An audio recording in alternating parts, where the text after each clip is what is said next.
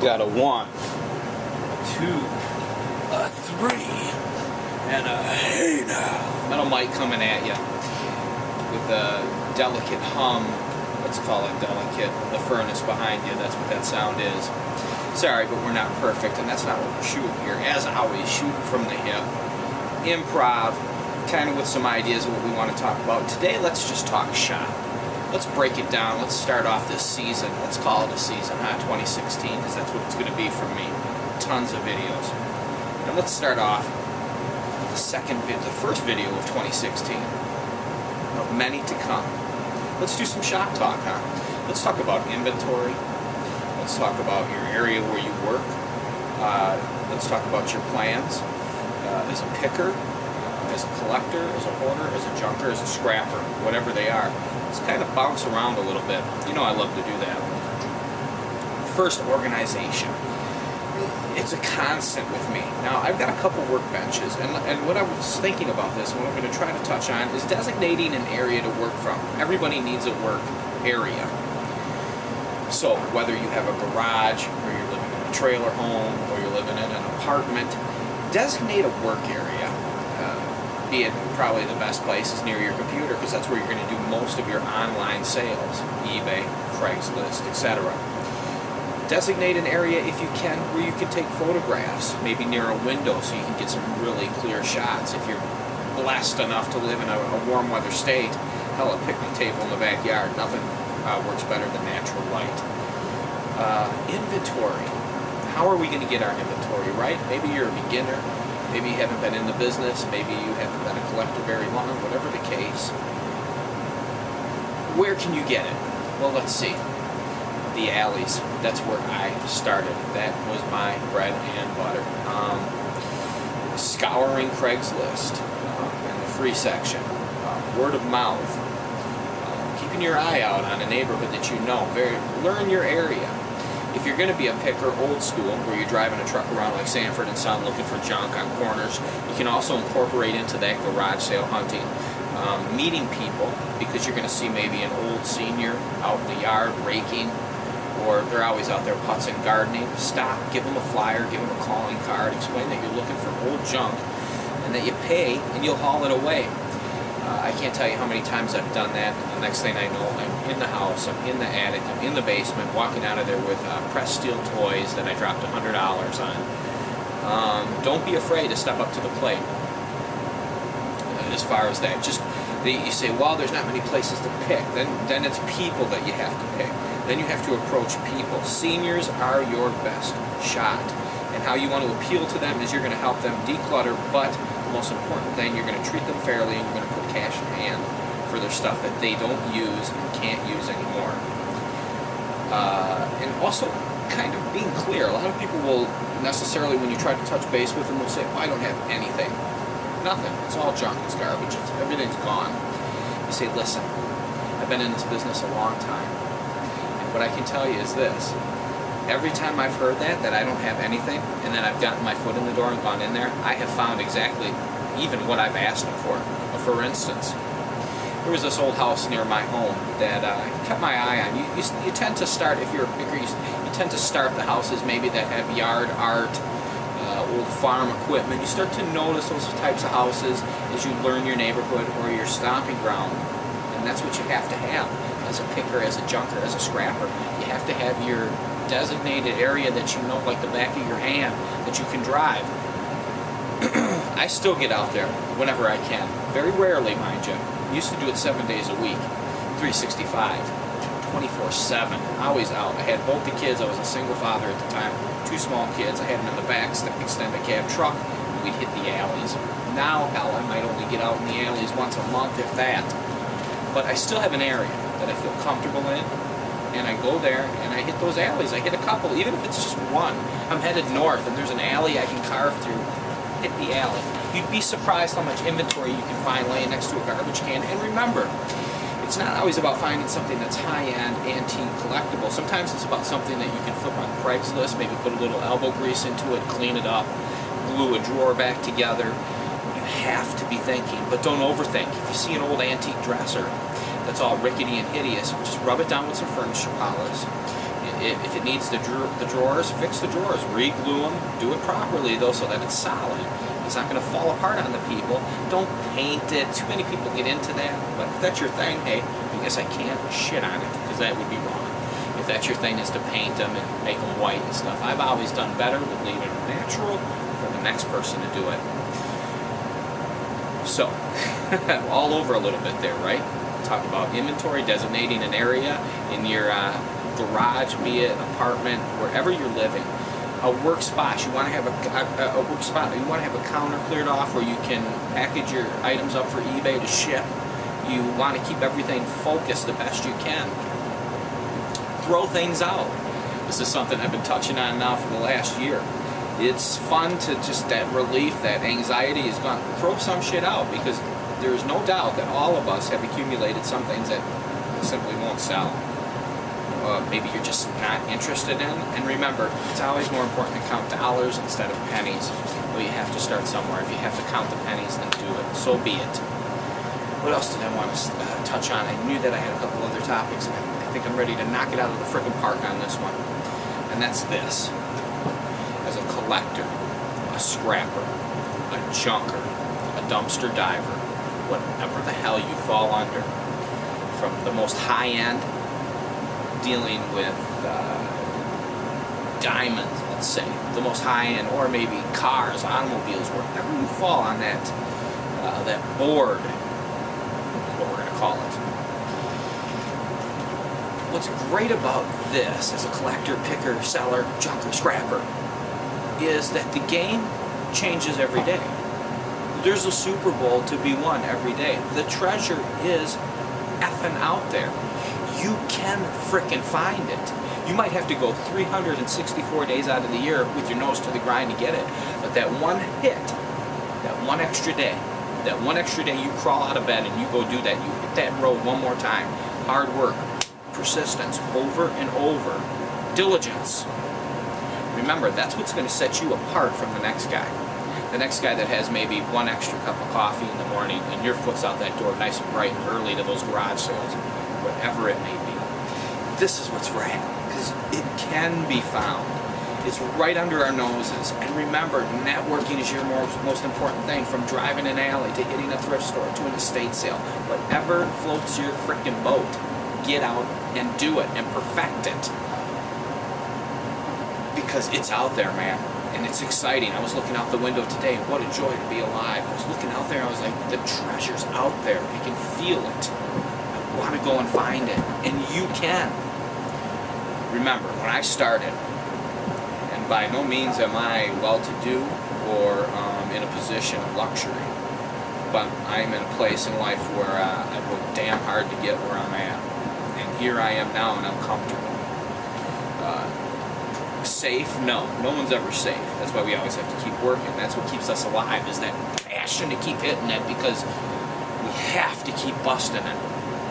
And that's the joy of this profession, if you're so blessed to do it. Whether you're new or old in the game, we are our own people. We are our own boss. We run the frickin' ship. We are the king.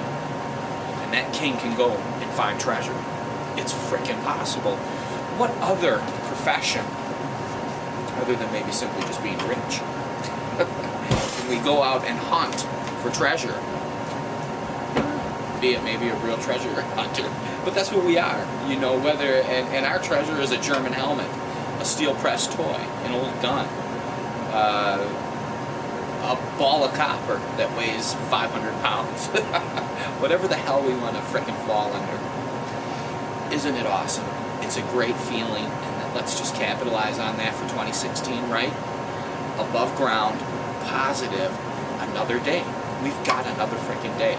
So hit Craigslist. If you're going to get on eBay, hit eBay. If you're going to hit the alleys, hit the frickin' alleys. Thrift stores, get out there. Networking is huge. Simply getting out of your car when you see a senior, speaking to them, having a flyer and calling hard and giving them the speech, the reality. If I was going to wing it, let's say I walk right up on you right now, never met you before, okay, I hop out of my frickin' car. Hi, my name is Michael. I live in the neighborhood, and as I approach them, I've got the flyer in this hand. So when you're approaching them, the flyer's in the hand and the card is in the other. If you only have one, that's all you got. But what you want to do is you want to have that out in front. And why is that? So as you're approaching them, the anxiety goes down. They see that here you are, you have a flyer, you're presenting it, you hand it cautiously to them. Never jump up in someone's face. Always give them a comfort zone. Don't get too close, don't get too friendly, and don't talk too much. All I'm guilty of. But I've learned from it. Keep it quaint and simple. Don't over talk, like me.